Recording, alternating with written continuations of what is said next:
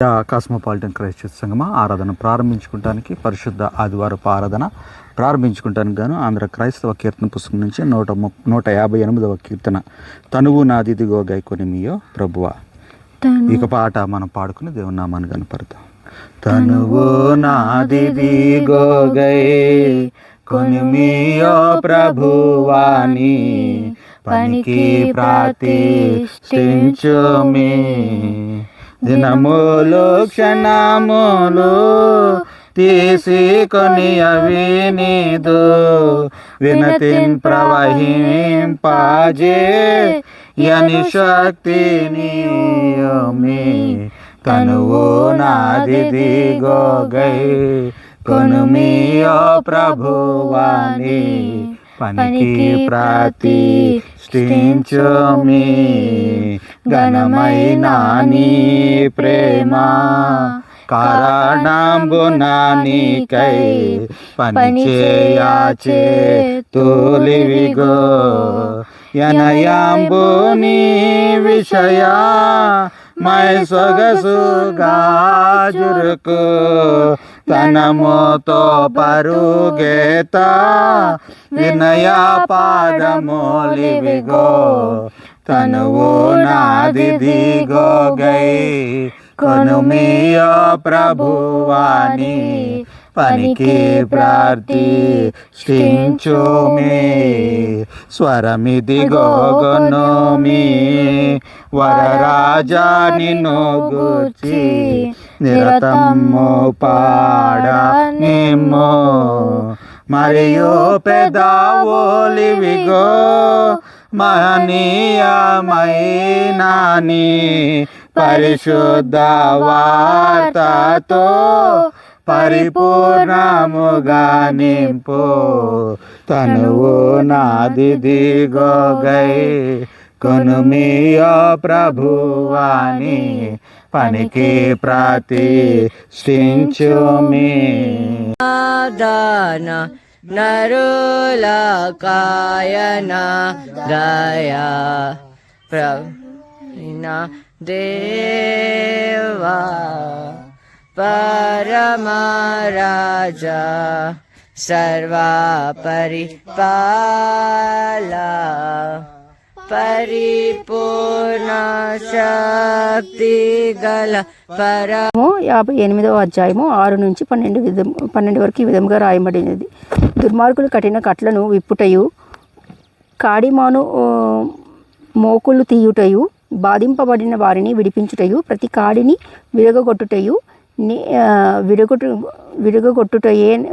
నేర్చుకొనినను ఉపవాసము కదా. నీ ఆహారము ఆకలి కొనిన వారికి పెట్టుటయు నీ రక్త సంబంధికి ముఖము తప్పించుకుంటుటయు దిక్కుమాలిన బీదలను నీ ఇంట చేర్చుకొనుటయు వస్త్రహీనుడు నీకు కనిపెట్టినప్పుడు వానికి వస్త్రములు ఇచ్చుటయు ఇదియే కదా నాకు ఇష్టమైన ఉపవాసము. అలాగూ నీవు చేసిన ఎడల నీ వెలుగు వేకువ చుక్క వలె ఉదయించును. స్వస్థత నీకు శీఘ్రముగా లభించును. నీ నీతి నీ ముందర నడుచును. యెహోవా మహిమ నీ సైన్యమును వెనుకటి భాగమునకు కావలి కాయును. అప్పుడు నీవు పిలవగా యెహోవా ఉత్తరం ఇచ్చును. నీకు మొరపెట్టగా ఆయన నేనున్నానని ఇతరులను బాధించుటయు వ్రేలు పెట్టి చూపి తిరస్కరించుటయు చెడ్డదానిని బట్టి వేలాడుటయు నీవు మాని ఆశించదానిని ఆకలి కొనిన వానికిచ్చి శ్రమపడే వాణిని తృప్తిపరిచిన ఎడల చీకట్లో నీ వెలుగు ప్రకాశించును. అంధకారము నీకు మధ్యాహ్నము వలె నుండును. యెహోవా నిన్ను నిత్యము నడిపించును. క్షామకాలమున ఆయన నిన్ను తృప్తిపరచి నీ ఎముకలను బలపరచును. నీవు నీరు కట్టిన తోట వలె ఎప్పుడునూ ఉబ్బుకుచుండు నీటి ఊట వలె ఉందువు. పూర్వకాలం నుండి పాడైపోయిన స్థలములను నీ జనులు కట్టెదరు. ఇంత పర్యంతము. Thank you.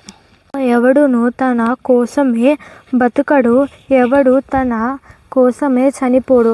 మనము బ్రతికినను ప్రభువు కోసమే బ్రతుకుచున్నాము, చనిపోయినను ప్రభువు కోసమే చనిపోవుచున్నాము. కాబట్టి మనము బ్రతికినను చనిపోయినను ప్రభు వారమై ఉన్నాము. తాను మృతులకును సజీవులకును ప్రభువై ఉండుటకు హిందూ నిమిత్తమే కదా క్రీస్తు చనిపోయి మరలా బ్రతికెను.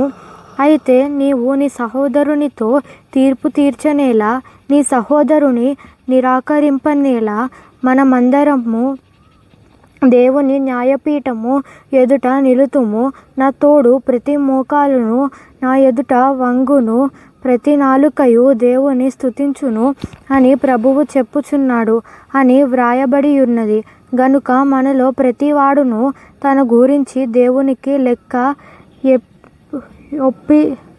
ఎప్పించవలెను. కాగా మీదట ఒకనికొకడు తీర్పు తీర్చుకుందుము.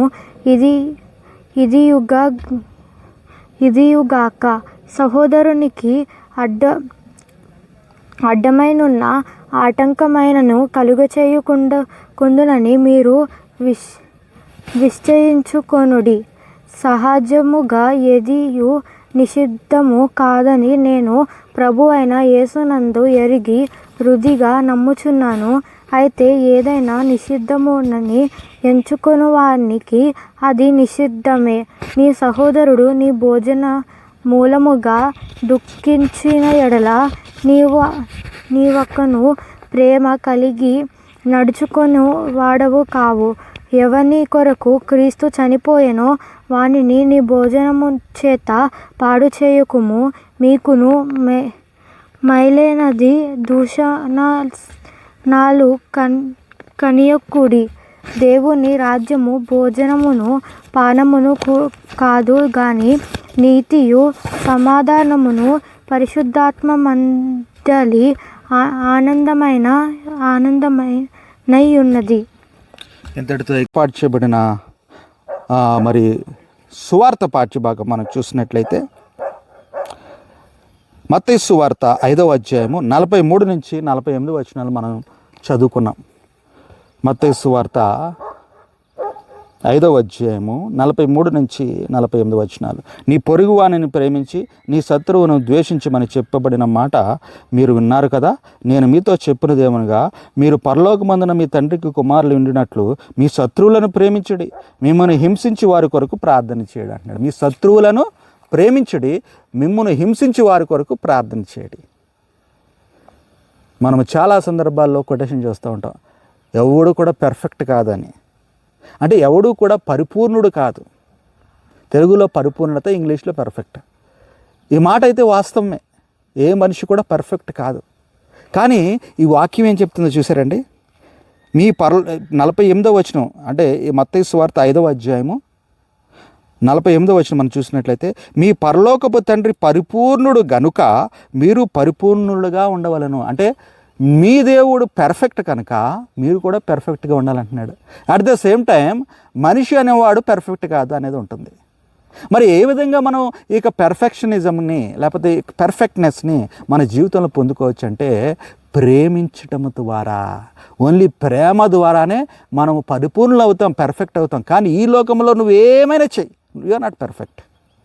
ఈ లోకంలో నువ్వు ఒక 1000 మందికో 200 మందికో భోజనాలు పెట్టు, లేకపోతే బట్టలు పెట్టు, లేకపోతే ఇంకా ఏదైనా ఉచితమైన కార్యాలు చెయ్యి, ఏదైనా చెయ్యి, that will not make you perfect. ఏది నిన్ను పెర్ఫెక్ట్ చేస్తుందంటే ప్రేమించడం. ఎవరిని ప్రేమించాలి మళ్ళీ, అది కూడా మళ్ళీ క్లారిఫై చేశాడు ఇక్కడ వాక్యంలో చూసినట్లయితే. ఆయన మనం చూసినట్లయితే 46వ వచనంలో, మీరు మిమ్మును ప్రేమించి వారినే ప్రేమించిన యెడల మీకేం ఫలం కలుగును? మీ సహోదరులు మాత్రం వందనము చేసిన యెడల మీరు ఎక్కువ చేయుచున్నదేమి? అంటే మిమ్మల్ని ప్రేమించిన వాళ్ళనే నువ్వు ప్రేమిస్తే అది ప్రేమ కాదు. లేకపోతే నీకు మర్యాద ఇచ్చిన వాళ్ళనే మర్యాద ఇస్తే కాదు. నీ శత్రువులను, నిన్ను బాధించిన వారిని నీవు ప్రేమించాలి.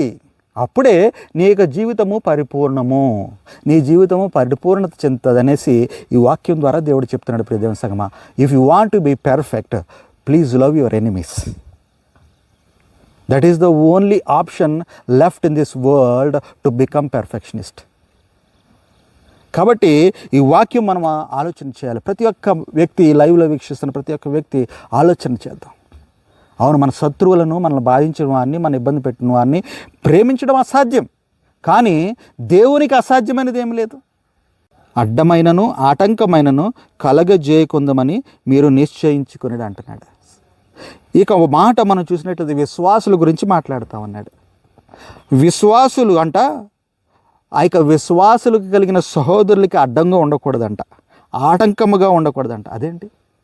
విశ్వాసులం కదా, దేవునిలో విశ్వాసం పొందినవారు మనం, రక్షణ పొందినవారు మనం, దేవుని యందు భయభక్తులు కలిగిన వాళ్ళు అందరూ కూడా మనల్ని ఎంతగానో అమ్మో ఈ దేవుని యొక్క విశ్వాసి, దేవుని యొక్క బిడ్డ, లేకపోతే దేవుని యొక్క రక్షణలో ఉన్నాడని మనల్ని పొగుడుతున్నారు కదా. మనం ఏ విధంగా ఇతర విశ్వాసులకు అడ్డంకిగా మారుతాము అంటే మారతామనే చెప్తున్నాడు ఇక్కడ చూసినట్లయితే. ఇదియుగాక సహోదరునికి అడ్డమైనను ఆటంకమైనను కలగజేయకుందమని మీరు నిశ్చయించుకొనుడి అంటున్నాడు. అంటే నీ యొక్క విశ్వాసము యొక్క స్థితిని బట్టి, విశ్వాసహీనతలో ఉన్న అంటే విశ్వాసములో కొద్దిగా తగ్గి ఉన్న వారి యొక్క పరిస్థితులను బట్టి తగ్గిగా ఉన్న విశ్వాసకి దేవునికి దగ్గరగా చేరడానికి మనం అడ్డంకిగా ఉండకూడదు, అడ్డంకిగా మనము ఉండకూడదు అంటున్నాడు. ప్రజల సంగమా చాలా సందర్భాల్లో దేవుని యొక్క రక్షణ పొందిన చాలామంది, దేవుని యొక్క విశ్వాసంలో ఉన్నవారు, దేవుని యొక్క ఆశీర్వాదాలు దీవెనలు పొందుకుంటున్నవారు, వారు దేవుని యొక్క ఆశీర్వాదాలు మాకే కావాలి, వ్యక్తిగతంగా నాకు కావాలి, నా కుటుంబానికి కావాలి, నా యొక్క పనికి కావాలని దాన్ని వారిలోనే ఉంచుకుంటూ ఉంటారు.